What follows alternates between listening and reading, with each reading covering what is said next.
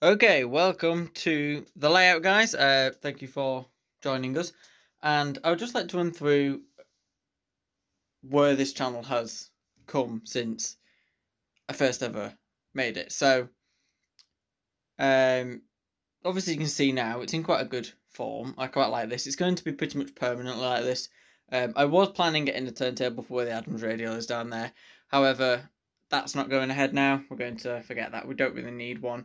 I quite like the layout as it is at the minute. To be honest with you, I want to keep it like this. But there are going to be a couple of developments, hopefully, especially this year. Let's go over to the 28XX and Walter K. Wyam, the A4. So, where has this railway come from originally then? So, I set this layout up not too long ago, to say the least. You're looking at around 3 years now. However, I will post the pictures of the layout originally in this video, and we will run through how it came about, the channels where they've all gone, and pretty much what's in line for the future of the layout and loco wise as well. So the layout first ever featured on this channel. Now, this channel had a small series called My Project Development. I believe it was about 3 years ago now, and me and Jack ran through those videos and obviously posted videos of the layout originally on there. However, that's now all gone, and the oldest remnant of footage, I believe, is attached to the channel, this channel, playlists, if you go to the main channel page, and from an old channel which I can't really remember any details of. However, there are videos there. I will post pictures of what it looked like. So, back then, the loco count specifically wasn't very high. I think we only really had the Prairie, J50, the 47, the Classics. It was quite late actually. A couple of 040s, and the only big tender locos I had was Scotty and Cock of the North. Now, you can see with these videos, there's no extension, there's no shared, nothing like that. So it was quite basic in that form. Obviously, since then, we have developed. However, where after this did the layout go? Well, this channel that these featured on was not a permanent channel. This was set up around a similar time to the R32 Gaming YouTube channel. However, it didn't take off, so we decided to move the railway from the channel we're on at the minute to R32 Gaming. So the channel we're on at the minute, there are lots of videos that are really old from footage of when we had the collection without an actual full layout, where we just got the track out and did videos on it, stuff like that. You can see that in the old video section of the playlist. However, you'll see some footage in this video, obviously. It was not that good. Yeah, the layout I dreamed of having, obviously, it is a bit of a pain. It's a nightmare sometimes, and could do with blowing up sometimes, but I love it, and I'm glad that we were able to develop on the locos, everything like that. Back then we were running only on a basic combi controller. I don't think I had my slightly old 80s style one, which I have now.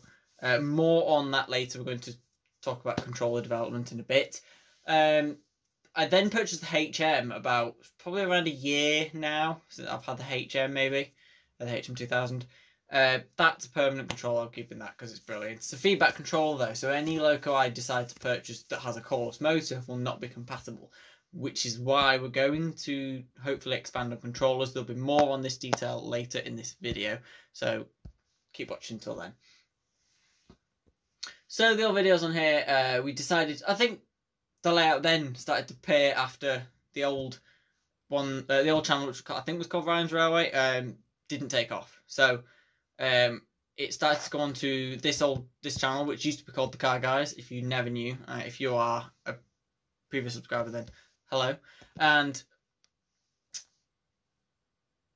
it sort of became unpopular and the channel didn't really take off. It's never gone over 50 subscribers before now. So decided to close the channel down late last year and move everything to R32 Gaming.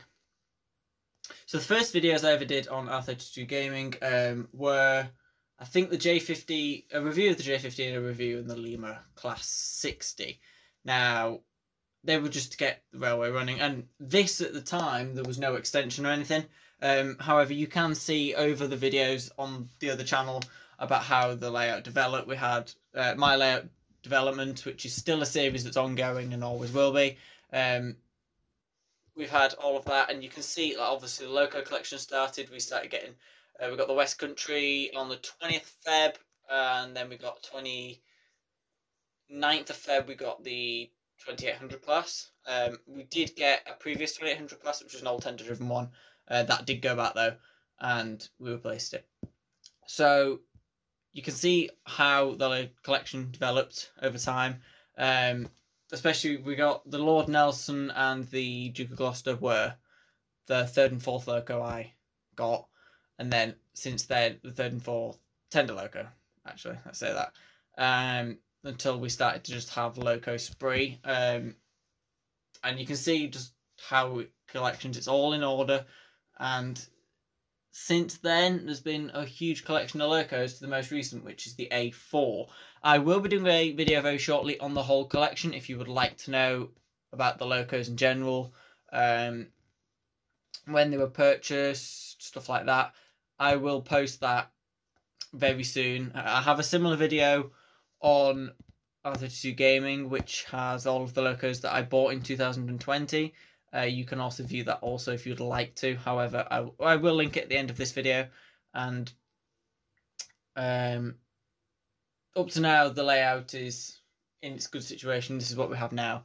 And what is there to come on this channel?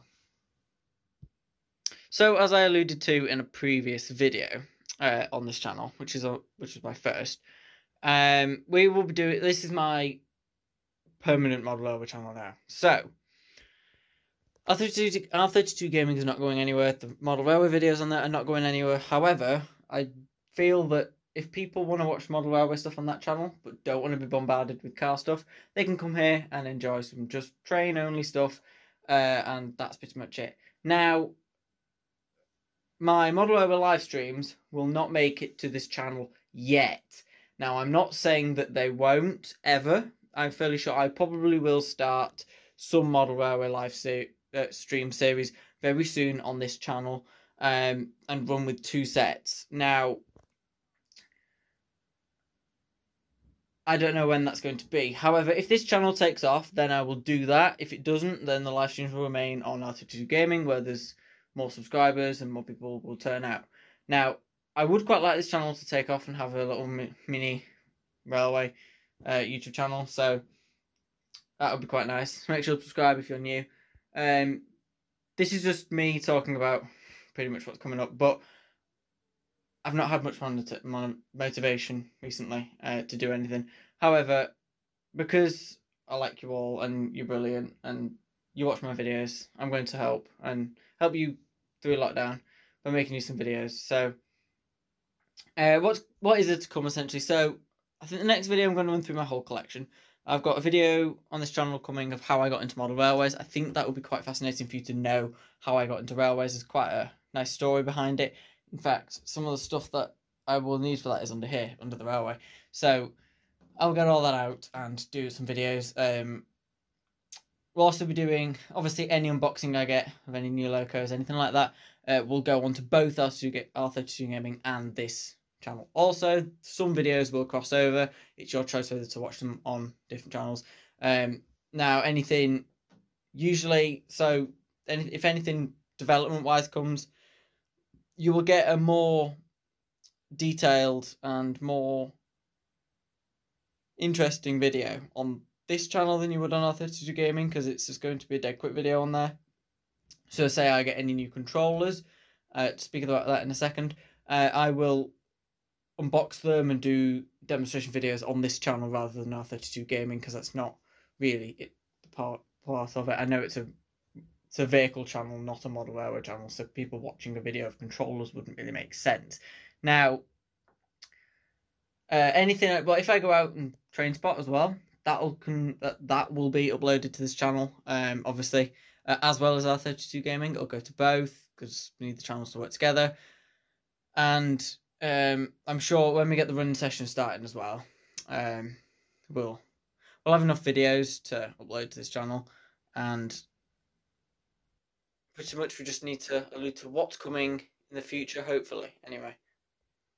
So I know I've been talking quite a lot through this video, and that's pretty much all it is. It's just me blabbering on, but I thought it would be interesting to show you how the layout has developed over the past few years, and I can't really predict how it's going to be in the next few years.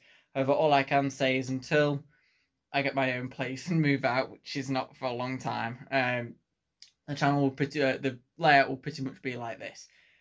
Except, obviously, more locos, more rolling stock, and controllers. Now, you'll say, you've got a HM2000, why do you need another controller? Well, did you know that this loco is DCC fitted? Yes, it's DCC fitted, and I don't have a DCC controller. And pretty much, it's random, I know. So, the HM2000 isn't going anywhere. Now, that little black controller there, just with the locos, I'm thinking of replacing with a Gagemaster Combi controller, which is a single, regular, slightly basic controller. However, it's not a feedback controller and will help if I ever purchase a loco that has got a cordless motor or anything, and that will probably run the main line here, so that I can run these two lines on the HM. That would make more sense because I'm currently running quite crappy controller on this line, and my more modern locos don't really enjoy that, so it makes sense to get a good Gagemaster controller for this line, so that I can then run locos that don't work with feedback on this line as well. Also, a DCC controller. So we need a DCC Hornby Select controller. I don't need anything fancy, just for the 28XX and any loco that I do purchase in the future that is DCC fitted. Now, I will be doing that, so it makes sense to get some proper controllers at some point. Now, that's all I really need at the moment. Obviously, I need some coaches, locos, blah, blah, blah, but that's all to come in the future. Up until then, the main two things I need are the controllers. If I need any bits, like sidings and stuff, I don't think there's anywhere or anything to do about that now. I mean, everything's as it can be, really. So, until then, guys, thank you so much for watching. I know I've just been talking all day, but the next video will be a bit more interesting than me going on. It will actually be a sort of story sort of video, and the running sessions will start soon, so make sure to subscribe and hit that notification bell so you're alerted when I make a new upload. And let's see how far we can go with this brand new model railway channel, shall we? Alright, guys, I'll see you later. Hope you enjoyed watching and learning about how the layout has developed over the past few years, because I certainly have. It'll be more interesting for me when I do the editing, because I'll be able to see pictures of it when it's young, when it was really young and stuff.